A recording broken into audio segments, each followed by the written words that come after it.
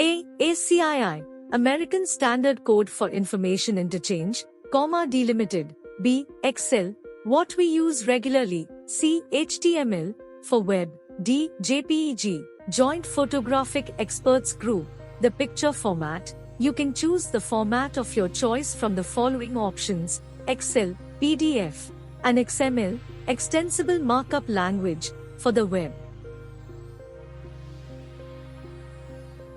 Is the location or path where the exported Excel file will be stored. Here, you can input or copy and paste the path folder location, such as My Documents, D, etc.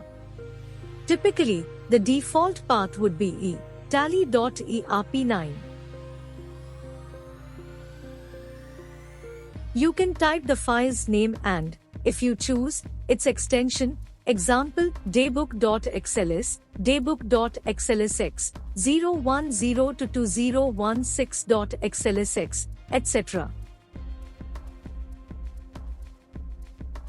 Excel comes with 3 default sheets, and you can select the name of the sheet for your exported or output file.